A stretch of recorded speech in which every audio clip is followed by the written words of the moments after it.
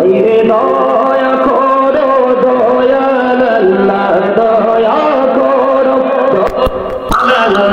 নগো সোনার মদিনা লা ইলাহা ইল্লাল্লাহ লা ইলাহা ইল্লাল্লাহ লা ইলাহা ইল্লাল্লাহ লা ইলাহা ইল্লাল্লাহ লা ইলাহা ইল্লাল্লাহ তুমি কবুরি বানাইলা সফিউল্লাহ তুমি কবুরি বানাইলা নজিউল্লাহ মোর নবীকে বানাইলা তুমি মোর নবীকে বানাইলা তুমি নূর মুহাম্মদ সাল্লাল্লাহ লা ইলাহা ইল্লাল্লাহ লা ইলাহা ইল্লাল্লাহ লা ইলাহা ইল্লাল্লাহ মুহাম্মাদুর রাসূলুল্লাহ সাল্লাল্লাহু আলাইহি ওয়াসাল্লাম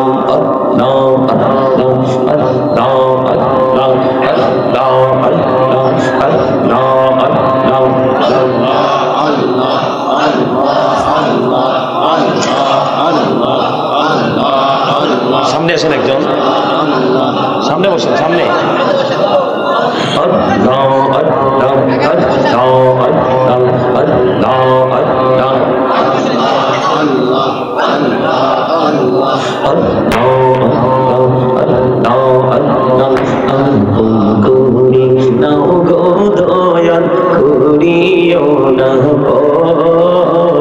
তোমার প্রেমের আলোয় ভরে তোমার প্রেমের আলোয় ভরে নাও গো মনের ঘর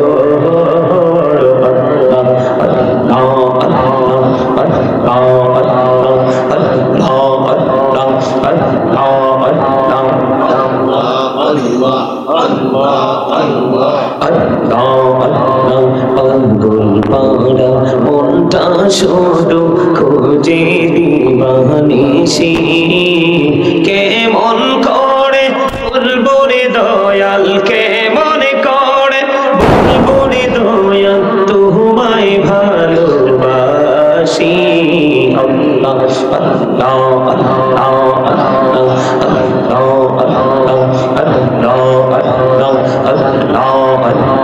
নিজুরাতে একলা যখন ভাবি তোমায় নিয়ে হৃদয়টাকে শীতল করি হৃদয়টাকে শীতল করি চোখেরই জল দিয়ে আল্লাহ আল্লাহ আল্লাহ আল্লাহ আল্লাহ আল্লাহ আল্লাহ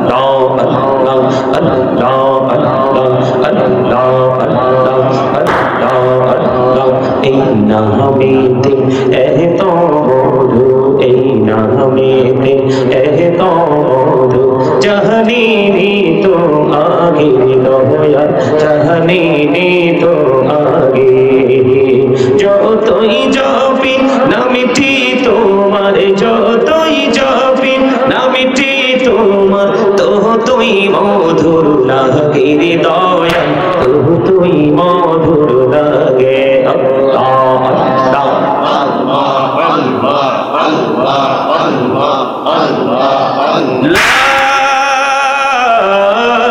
ইলাহা ইল্লাল্লাহ মুহাম্মাদুর রাসূলুল্লাহ সাল্লাল্লাহু আলাইহি ওয়াসাল্লাম।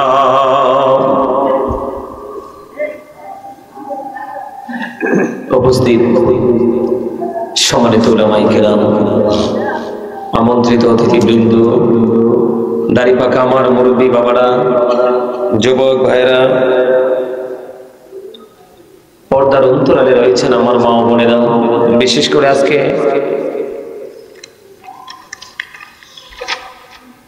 করে আজকে থানগাঁও উত্তরপাড়া ফকিরবাড়ি জামে মসজিদের উদ্যোগে বার্ষিক তাফসীরুল কোরআন মাহফিলের আয়োজন করা হয়েছে।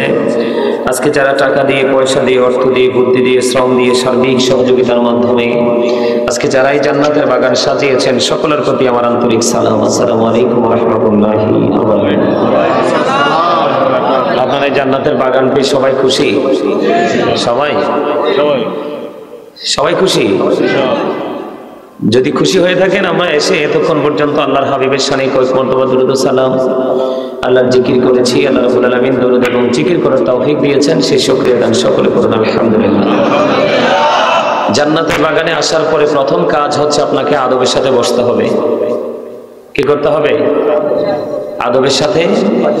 আপনারা কি আলোচনা শুনবেন নাকি চলে যাবেন? শুনবেন? যদি শুনেন সবাই সামনের দিকে আসেন। এইভাবে জান্নাতের বাগানে বসার কোনো বিধান নাই। আমার পাশে বসে আছে আপনাদের এলাকারই লোক, হয়তো বা উনি, আপনারা যারা সভাপতি আরো মুরব্বীরা আছে, আপনারা জিজ্ঞেস করেন ওনাদেরকে। আপনারা যে বসছেন, আজকের মাহফিলের সভাপতি সাহেব আছে, আরো মুরব্বীরা আছে, আপনারা যে এইভাবে বসছেন, বসাটা কি সুন্দর দেখা যায় কিনা? আসেন চাচা, সামনে আসেন। হ্যাঁ হ্যাঁ, সামনে জায়গা খালি রেখে পিছনে বসার কোনো বিধান নাই। আপনি পিছনে বসলে কোনো বেনিফিট নাই। যত সামনে আসবেন ততই আপনি নিয়ামতের অধিকারী হবেন। সবাই আসেন সামনে, এই যে ফাঁকা জায়গাগুলো ফিল আপ করে বসেন। সবাইকে বলছি সামনের দিকে আসেন। সবাই কথা বলবেন না, দয়া করে কি কথা বলবেন না। সবাই সামনের দিকে আগায় বসেন।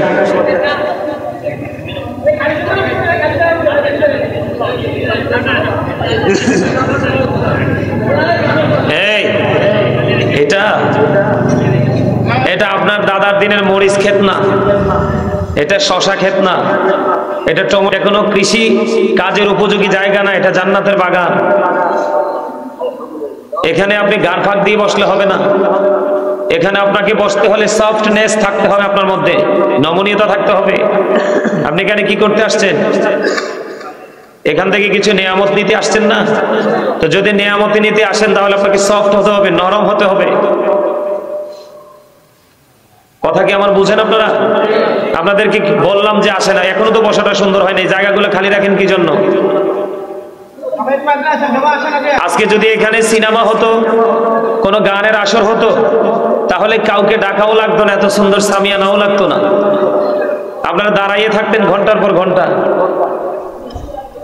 জান্নাতের বাগান সম্পর্কে ধারণা আছে? থাকবে কোত্থেকে? নাই তো। জান্নাতের বাগান সম্পর্কে ধারণা নাই, ধারণা আছে এটা সম্পর্কে। কোনটা? এটা হাসির জিনিস না, এটা শিক্ষার জিনিস। জি বলতে হাসতে হয় না, জি বলতে হাসতে হয় না। এটা ভালো করে বুঝেন। এটার সামনে যখন আসেন, এটার সামনে কথা বলা যাবে না, এখানে পান খাওয়া যাবে না, বোট খাওয়া যাবে না, বাদাম খাওয়া যাবে না। এখানে বসতে হলে এখানে কতজন আসলো সেটা দেখার বিষয় না। এখানে দেখার বিষয় হচ্ছে যারা আসলো তারা কতটুকু মনোযোগী হবে, সেটা হচ্ছে দেখার বিষয়। আপনি কি মনে করছেন এটা একটা শুটিং স্পট? আপনাদের কিছু কিছু মানুষের কাছে মনে হয় এটা একটা শুটিং স্পট। চা দোকানে যেমনি বসেন, জান্নাতের বাগানও তেমনি বসছেন। তার মানে চা দোকান আর জান্নাতের বাগানের মধ্যে আপনি কোনো ডিস্টেন্স, এটাকে কম্পেয়ার করতে পারেন নাই আপনি। আপনাকে আমি বলবো 100% সেন্সলেস। শুটিং করতে করতে আজকে কোথায় এসে দাঁড়াইছেন জানেন? আপনার ঘরে চাইয়া দেখেন, আপনার ছেলে মেয়ে বিবি বাল বাচ্চা যা আছে তাদের কাছে ইসলাম নাই। তারা আছে শুধু শুটিং নিয়ে। কথা কি আমার বুঝেন? ইসলামে লেয়াজু মেনটেন করার কোনো সুযোগ নাই। যেটা হ্যাঁ সেটা হ্যাঁ, যেটা না সেটা না, যেটা ইয়েস যেটা ইয়েস সেটা ইয়েস, যেটা নো সেটা নো বলতে হবে। এখন যদি এটা আপনি ইয়েস আর নো বলতে গিয়ে যদি কারো মনে যে লাগে, তাহলে সেটা আপনার আই ডোন্ট কেয়ার, কিছু করার নাই। আমি কি ভুল বলছি? ছেলেরা যখন এটার সামনে বসে, তাদের কি দুনিয়ার কোনো খবর থাকে? মিয়া ভাই বলেন, থাকে খবর? কিন্তু মাহফিলে আসলে তোমার দুনিয়ার কত কথা মনে হয়, আর নামাজের কথা মনে হলে তো চুলকানি শেষ নাই। কথা বলেন না কেন? না ভুল বললাম? কারণটা কি জিজ্ঞেস করেন নাই? কারণটা কি নিজের বিবেককে জিজ্ঞেস করেন নাই? আরে আমি তো সিনেমা দেখতে গেলে, টিভি দেখতে গেলে, মোবাইল দেখতে গেলে, পৃথিবীর কোনো রঙ্গমঞ্চ দেখতে গেলে আমার মানসিকতার কোনো পরিবর্তন আসে না, কিন্তু যখন কোনো পবিত্র কাজ করতে যাই তখন আমার মধ্যে এত কি বলবো, হীন মানসিকতা কিভাবে তৈরি হয়। আপনি যদি একটু নিজেকে নিজে নিয়ে একটু অবজারভেশন করতেন, তাহলে আপনার মধ্যে অনেক বেশি পরিবর্তন আসতো। আজকে পৃথিবীতে সকল জাতির অবস্থা ভালো, একমাত্র একটা জাতির অবস্থা খারাপ, সেই জাতি হলো মুসলিম জাতি। আপনি মনে করছেন আপনার 5 লাখ 10 লাখ টাকা আছে, এটাতে পার পেয়ে যাবেন? No, impossible.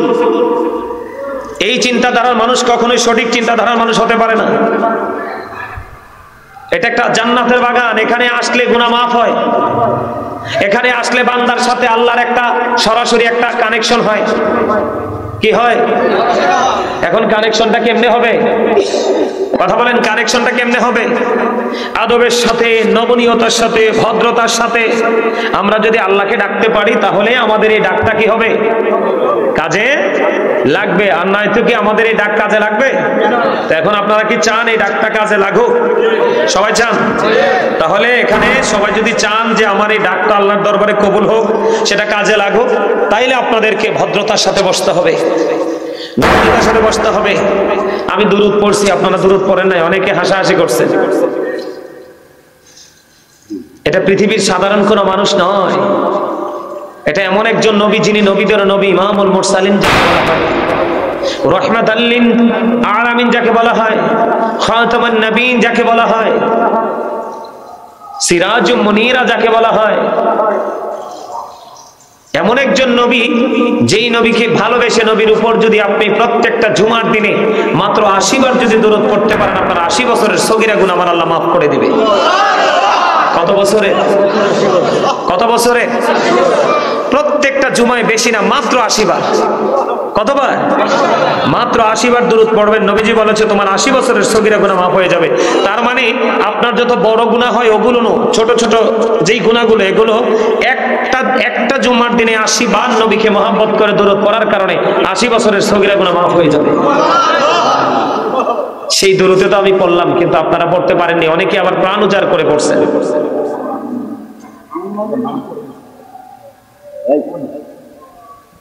কথা কি বুঝতে পারছেন? এবার আসেন জিকির, দুরূদ নিয়ে আরেকটা হাদিস বলি।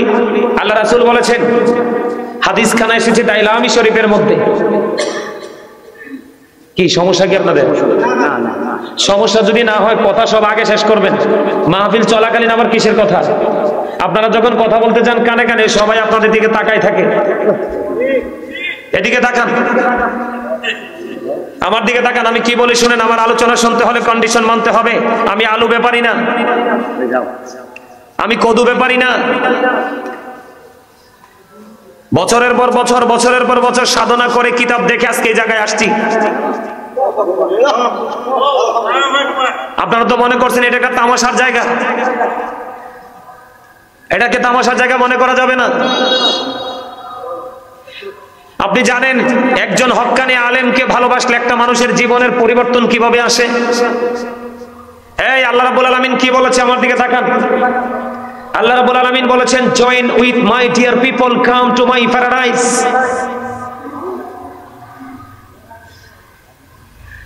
আল্লাহ রাব্বুল আলামিন একবার স্পষ্ট করে বলে দিয়েছেন, join with my dear people, আমার প্রিয় লোকেদের সাথে যুক্ত হও, কাম টু মাই প্যারাডাইস, আমার জান্নাতে চলে আসো। আল্লাহর কোরআনে এসেছে, ফাদখুলি ফি ইবাদি ওয়াদখুলি জান্নাতি। আল্লাহর প্রিয় লোক কারা? হক্কানি আলেম এবং হক্কানি আল্লাহর ওলিরা। বলেছে কে? আল্লাহ। আর জোরে বলেন, কে বলেছে? আল্লাহ বলেছেন, তোমরা আল্লাহকে পাওয়ার জন্য উসিলা তালাশ করো। কি তালাশ করো? ওয়াবতাগু ইলাইহিল উসিলা, উসিলা খোঁজো। আল্লাহ উসিলাটা কি? আল্লাহ বলেছেন, ওয়া কুনু মা'আস সাদিকিন, ট্রুথফুল মেন। আল্লাহ বলেছেন সেই উসিলাটা একজন সাধারণ মানুষ, একজন সাধারণ মুসল্লি, একজন সাধারণ গ্রামের সরল মনা মানুষ, সে জীবনে কিছু করতে পারেনি। একজন আল্লাহ রাসূলের প্রেমিক, একজন হক্কানি আলেমকে সে জীবন দিয়ে ভালোবেসে গেছে। আল্লাহ রাব্বুল আলামিন জানিয়ে দিয়েছে, তোমার এই ভালোবাসাই তোমার নাজাতের জন্য যথেষ্ট। কে বলেছে? এখন আপনি তো আলেমকে ভালোবাসেন না, আপনি তো ভালোবাসেন নেইমারকে। কাকে? আপনি ভালোবাসেন মেসিকে, আপনি ভালোবাসেন কোন সুপারস্টার সিনেমার নায়ককে, আপনি ভালোবাসেন কোন সিঙ্গারকে। কথা বলেন না কেন? আমি আপনাদেরকে বলি, বর্তমান সময়ে যে ছেলেরা, আমাদের বাংলাদেশের ছেলেরা সব জায়গায়, আপনারা চান্দিনা বলেন, কুমিল্লা বলেন, ঢাকা বলেন, নোয়াখালী বলেন, 64-65 জেলা বলেন, সব জেলার বাংলাদেশের মুসলমান ছেলেদের অবস্থা একই রকম। এরা ম্যাক্সিমামই নষ্ট, এরা ম্যাক্সিমামই দুষ্ট, এরা ম্যাক্সিমামই পথভ্রষ্ট। আপনারা আবার আলোচনা খুঁজে দেখবেন, প্রত্যেকটা আলোচনায় আমি এই বিষয়গুলো নিয়ে কথা বলি। কেন জানেন? কারণ এই যুগে মুরব্বীদের অন্তরে যেইটুকু আল্লাহ রাসূলের প্রেম খুঁজে পাওয়া যায়, এই যুগের ছেলেদের কাছে তার সরিষা পরিমাণও নাই। কথা বলেন না কেন? আছে? আছে নাই? কেন নাই? ওই যে একটু আগে দেখাইলাম যেটা, এটা দেশ ধ্বংস করে দিছে। জীবন শেষ, যৌবন শেষ, ফিউচার শেষ। আমি যেটা আপনাদেরকে বলতে চেয়েছি, আমার আলোচ্য বিষয় এগুলো নয়। আপনাদের উদাসীনতা দেখে, আপনাদের যে মানসিকতা দেখে আমি কথাগুলো বলছি। আমার নির্দিষ্ট সময় থেকে এগুলো মাইনাস হচ্ছে, তারপরে কথাগুলো বলা আপনাদের প্রয়োজন, কারণ আমার জীবনে প্রথম আপনাদের এদিকে আসা। আমার কথা বুঝতে পারছেন? আজকের এই আলোচনা, জুম্মার খতিবের আলোচনা, বিভিন্ন ধর্মীয় অনুষ্ঠানে আমরা যারা বসি, আমাদের যে উপস্থিত হয় আলোচনা, এই আলোচনা থেকে হেদায়াত, এই আলোচনা থেকে শিক্ষা, এই আলোচনা থেকে ইনস্ট্রাকশন, এটা নেয় কে জানেন? বিবেকবান যারা, তারা। কারা? যাদের বিবেক আছে, যাদের বুদ্ধি আছে, যাদের বিচক্ষণতা আছে, তারা যারা চালাক, তারা এইসব প্লেস থেকে তারা শিক্ষা নেয়। আর যারা সেন্সলেস, বিবেকহীন, তাদের এখানে আসা বা না আসা, বসা বা না বসাতে কিচ্ছু যায় আসে। কথা কি আমার বুঝেন আপনারা? আমি আপনাদেরকে বলি, আমরা এই মুহূর্তে যে অবস্থায় দাঁড়িয়ে আছি, প্রত্যেকটা জায়গা আমরা ইহুদিদেরকে ফলো করছি। কাকে? কথা বলেন, কাকে? ইহুদিদেরকে ফলো করছি। কাকে? ইহুদিদেরকে ফলো করছে। যেমন এক্সাম্পল যদি নেন আপনি, যেমন এই যে আপনাদের এখানে ছেলেরা আছে, প্রত্যেকটা ছেলের মাথার চুল কাটার স্টাইল দেখবেন, মাথার তালুটা কারুরটা বাবুই পাখির বাসার মতো, কারুর কানের গোড়া আবার ডিজিটাল রেল লাইনের মতো, ব্রড গেজের যে রেল লাইনগুলো, রেল লাইনের মতো, কারু আবার মাথার তালুটা ধান জারার কুলার মতো। কিসের মতো? এটা হাসির জিনিস না, বোঝার জিনিস। বোঝেন, আমি এক্সাম্পল দিচ্ছি। আপনারা হয়তো মনে করতে পারেন যে হুজুর আপনি শুরুতে এখানে কেন? পাশের দেশ ভারত দেখেন আমাদের বাংলাদেশকে গিলে খাওয়ার জন্য কি ষড়যন্ত্র করছে। কথা বলেন না কেন? আবার আমার দেশের ছেলেরাই ভারতের হিন্দি নায়কদের শুটিং করা গান নিয়ে তারা নৃত্য পরিবেশন করছে। কথা বলেন না কেন? তাহলে আমি কি করলাম? আমি আমার শত্রুকে অন্তরে ধারণ করলাম, শত্রুকে লালন করলাম, এটাকে কন্টিনিউ আমি একটাকে রিহার্সালের মধ্য দিয়ে আমার জীবনকে অতিবাহিত করলাম। তাহলে এটা কি কখনো কোনো মুসলমানের ক্যারেক্টার হতে পারে? কথা বলেন, কোনো মুসলমানের ক্যারেক্টার হতে পারে? এই দাঁড়ান, গেলাম আমি, মাথা থেকে নেমে গেলাম, এখানে কি ইসলাম আছে না ইহুদি ঢুকছে? আমার কথা বলে না, ইহুদি ঢুকছে। ইহুদি মাথায় কি? ইহুদি। আবার আসেন দাড়ি রাখার স্টাইল। আমাদের অনেক ছেলেরা দাড়ি রাখে। আমাদের ছেলেরা, আমার ইয়াং যুবকরা বুঝে না যে দাড়ি রাখা আমার রাসূলের সুন্নাহ। তোমার পরনের পোশাক যাবে না, তোমার যে পরনের পোশাক, হাতের যে ঘড়ি, হাতের যে আংটি, তোমার এগুলো কিছুই যাবে না। কবরে যাওয়ার সময় একমাত্র যাবে তোমার এই দাড়িটা। তাহলে তুমি দাড়িটাকেও কলঙ্কিত করে দিয়েছো বেঈমান কাফেরদেরকে ফলো করতে করতে। আমাদের এক মুষ্টি পরিমাণে দাড়ি রাখা কি সুন্নাহ? একটা সুন্নাতকে যে জিন্দা করে কবরে যাবে, রাসূল বলেছে তাকে কাল হাসরের দিনে 100 শহীদের মর্যাদা দিয়ে তাকে জান্নাতে ঢোকানো হবে। এখন আমার দাড়ি রাখা সুন্নাত, আর বেঈমান কাফেরেরা আমার দাড়িকে কলঙ্কিত করছে। কোন সেলিব্রিটিকে দেখে দেখে আমি আমার দাড়িকে কলঙ্কিত করছি। আসলে এই নেগেটিভ আঙ্গুলটা গেল কোথায়? আমার নবীর দিকে। জোরে বলেন নাউজুবিল্লাহ। আর এবার আসেন, দাড়িতেও ইহুদি ঢুকছে। দাড়িতে কি ঢুকছে? ইহুদি ঢুকছে। এবার আসেন, এখানে আমার যে যুবক ভাইরা দাঁড়াইছে, বসছে, ম্যাক্সিমাম যুবকের পরনে, তোমরা যুবকরা ভালো করে শোনো, যুবকদের পরনে দেখবেন জিন্স প্যান্ট। কোন প্যান্ট? জিন্স প্যান্ট আছে না নাই? আপনারা সাক্ষী দেন, জিন্স প্যান্টটা কি নাভির নিচে থাকে না উপরে থাকে? নাভির নিচে থাকে। নাভির নিচে যার জিন্স প্যান্ট থাকে তার ঠিকানা জাহান্নাম। বুখারী শরীফের হাদিস। বলে কেন? বলে হুজুর জিন্স প্যান্টে কেন আসলেন আপনি? আসার কারণ হলো আল্লাহ রাব্বুল আলামিন আমাদেরকে, আপনারা কি আলোচনা শুনবেন নাকি হাসবেন? আমি সোজা নেমে এদিক দিয়ে চলে যাব। আমি তামাশার লোক না, আপনারা অনলাইন ঘেটে দেখবেন। আমি যখন আলোচনার মজলিসে বসি, একটা ওয়ার্ড আমি অগ্রহণযোগ্য, অপ্রাপ্তসিত কথা আমি বলি না। যেটা আমার মানুষের জন্য হেদায়াত হবে, সেটা আমার আলোচনা শুনতে হলে আমি কন্ডিশন দিব আপনাদেরকে। ফার্স্ট কন্ডিশন হলো স্টপ ইউর মাউথ এভরিবডি, সকলের জবানকে বন্ধ রাখতে হবে। সেকেন্ড কন্ডিশন হলো you listening my lecture very attentively, আমার কথা সবাইকে মন দিয়ে শুনতে হবে। থার্ড কন্ডিশন, আপনি যদি বলেন আই সে ডোন্ট অ্যাকসেপ্টেবল, আমি বলবো I say go to your seat, out of sight, আপনি আপনার বাসায় চলে যাবেন। আমার সামনে 5 জন থাকবে, আমি আলোচনা করব। কারণ অমনোযোগী 1 লক্ষ মুসল্লির চাইতে মনোযোগী একটা মুসল্লি অনেক অনেক বেটার। কথা বলেন না কেন? কারণ আপনারা ভুলে যাবেন না, জাহান্নামীর সংখ্যা হবে বেশি। জান্নাতের সংখ্যা হবে একেবারে কম। কেমন? ৭৩ দলের মধ্যে ৭২ দল জাহান্নামে যাবে। কি যাবে? আর একটা দল মাত্র জান্নাতে যাবে। আর এই দলের সংখ্যাটা হবে খুবই কম। দিন যত সামনের দিকে এগিয়ে যাবে, দিন যত সামনের দিকে আসবে, কিয়ামত তত কাছে আসবে, মসজিদে মুসল্লি তত কম হবে, সত্য কথা বলার মানুষের সংখ্যা কমে যাবে, গান বাদ্যযন্ত্র বেড়ে যাবে, বাবা মার সাথে বেয়াদবি দিন দিন বেড়ে চলবে। এই যুগে যুগে ইয়াং ছেলেরা নতুন বিবাহ করার পরে বিবির কথাকে বেশি প্রাধান্য দিবে, মা বাবার কোনো মূল্যায়ন থাকবে না। মা বাবার সামনে বন্ধুদের কিনে মজা করে মজার খাবার খাবে, বাবা মা চাইলেও বাবা মাকে দিবে না। এগুলো কিয়ামতের আলামত। রাসূল বলেছেন they will listen their wives, যুবকরা বিবির কথা শুনবে। আল্লাহ রাসূল বলেছেন কিয়ামতের পূর্বক্ষণে মানুষের এমন অবস্থা হবে মুসলমানদের, the music and musical instrument will be increased, গান বাদ্যযন্ত্র বেড়ে যাবে। জোরে জোরে কোন নাউজুবিল্লাহ। আজকে মাহফিলে দেখবেন, আজকে যদি এখানে কোনো বিতর্কিত বক্তা আসতো, যার কথা বলার কোনো ধরন নাই, দাড়ি কমা নাই, যার কথা বলার মধ্যে কোনো মাধুর্য নাই, যার কথা বলার মধ্যে কোনো ইসলাম সাপোর্ট করে কিনা সেই ধরনের কন্ডিশন নাই, এই ধরনের মানুষ যদি আজকে আসতো, বক্তা আসতো, দেখতেন এখানে লোকে লোকারণ্য হয়ে যেত। কথা বলেন না কেন? এই যুগে দেখবেন যারা ভদ্র, জেন্টেল, স্মার্টনেস ভাবে কোরআন হাদিসের কথা বলে, আবার যেই হোক তার মাহফিলে দেখবেন মানুষ কম। আর তার মাহফিলে যারাই আসে তারাই সত্যিকারের মুসল্লি। আর বিতর্কিত বক্তাদের আলোচনা যারা শুনতে আসে, এখানে তারা আসে জাস্ট কিছু সময়ের জন্য মজা নেওয়ার জন্য। কিসের জন্য? ইসলামে কি মজা আছে? ইসলামে আছে প্রেম, ইসলামে আছে তাকওয়া। তাকওয়া ছাড়া ইসলাম যার কাছে আছে, সেই ইসলাম দিয়ে তার জীবনে কখনোই হেদায়াত মিলবে না। মিলবে? কথা বলেন, মিলবে? আসেন আমার দিকে তাকান। আমার আলোচনা এগুলো নয়, আমি আজকে দুইটা আলোচনা করব। একটা হলো স্বামী স্ত্রীর দাম্পত্য জীবন কেমন হওয়া দরকার, আরেকটা আলোচনা করব এই বর্তমান সময়ে আমাদের দেশে মানুষের মধ্যে কৃপণতা বেশি কাজ করছে। এই কৃপণতা নিয়ে আলোচনা শুনবেন তো? তোমার আওয়াজ দিছো তো হয়ে গেছে।